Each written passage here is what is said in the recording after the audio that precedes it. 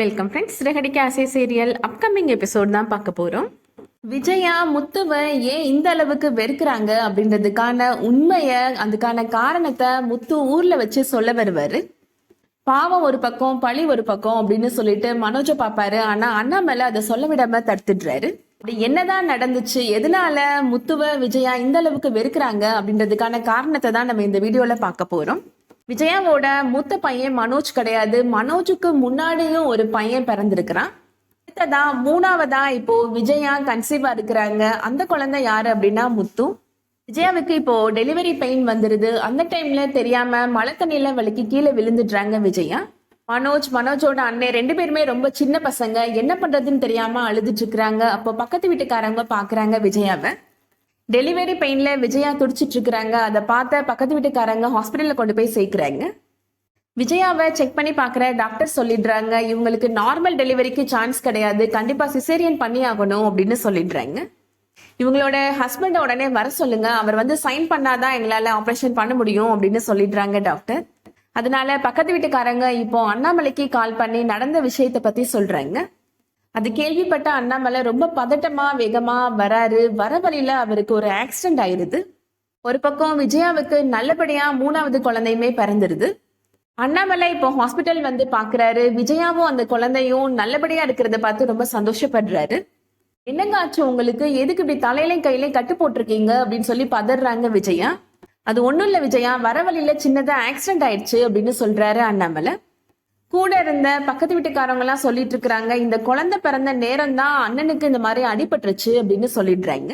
சீக்கிரமா போய் நல்ல ஜோசிக்காரரை பாருங்க அப்படின்னு சொல்லிடுறாங்க. விஜயா மனசுல அது ஒரு நெருடலாவே இருக்கு.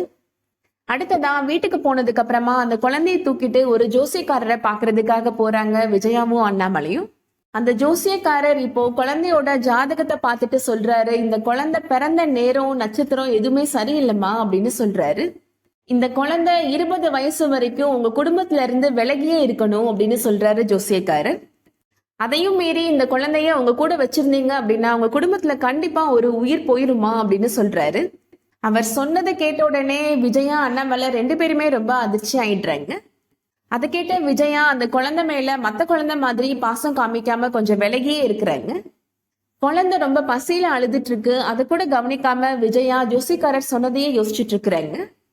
அண்ணாமலை இப்ப அங்க வராரு. என்ன விஜயா, பச்சை குழந்தை அழுதுட்டு இருக்கு, அது கூட உன் காதல விழலையா அப்படின்னு திட்டுறாரு.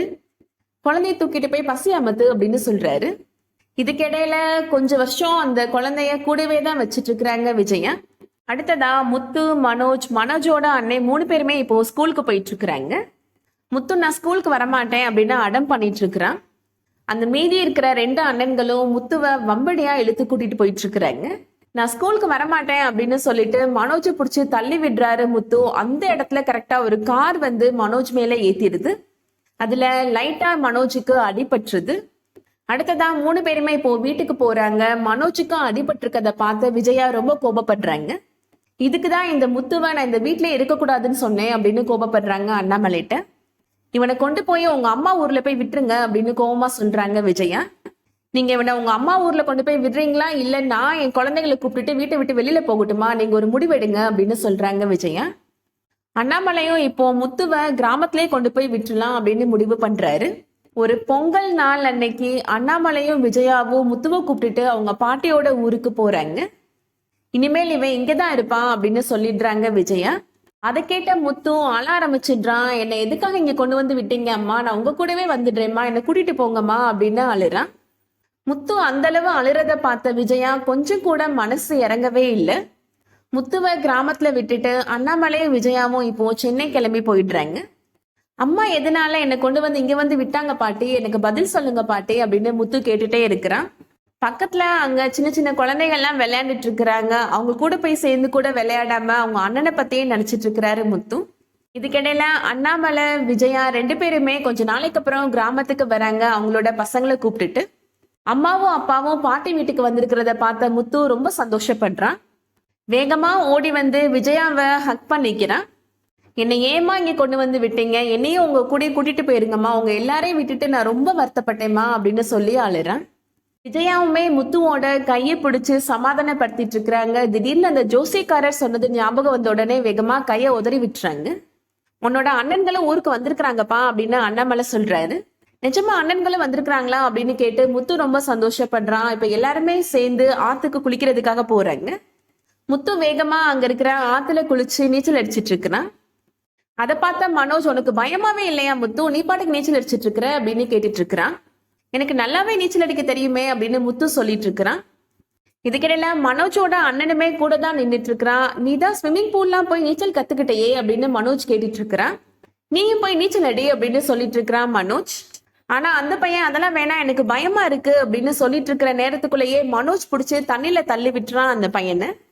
முத்து இப்போ நீச்சல் அடிச்சுட்டு தண்ணியை விட்டு வெளியில வரான். அதுக்குள்ளேயே கண்ணிமைக்கிற நேரத்திலேயே முத்து மனோஜோட அண்ணனை இப்போ தண்ணி இழுத்துட்டு போயிருது. முத்துவாலையும் காப்பாற்ற முடியாம போயிருது. ஊர்க்காரங்க இப்போ முத்து மனோஜோட அண்ணனை தூக்கிட்டு இப்போ பாட்டியோட வீட்டுக்கு வராங்க. இந்த பையன் இறந்து போயிட்டாமா அப்படின்னு அங்க இருக்கிறவங்க சொல்றாங்க. அதை கேட்ட விஜயா இப்போ ரொம்ப கதறி கதறி அழுறாங்க. இதனாலதான் நான் இந்த ஊருக்கே வரமாட்டேன்னு சொன்னேன் அப்படின்னு சொல்றாங்க.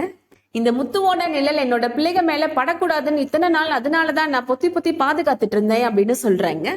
நான் என்ன நடக்கக்கூடாதுன்னு நினைச்சேனோ அதுவே நடந்துருச்சே அப்படின்னு சொல்லிட்டு ரொம்ப அழுறாங்க. என்னதான் நடந்துச்சு அப்படின்னு இப்போ ஊர்க்காரங்க விசாரிச்சுட்டு இருக்கிறாங்க.